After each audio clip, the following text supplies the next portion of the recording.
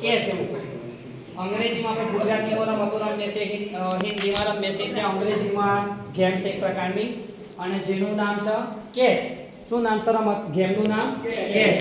એટલે હું ટેપ કહું એટલે આપણે ટેપ, અને જ્યારે હું કેચ કહું ત્યારે બોટલ કેચ કરવાની છે.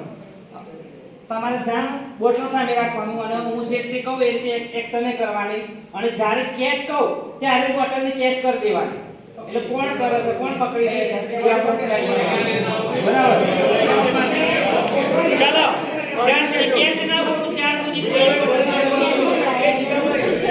ઉભા રહેજો સાહેબ, પડી ના જતા. અલા હાલો મેં હાથ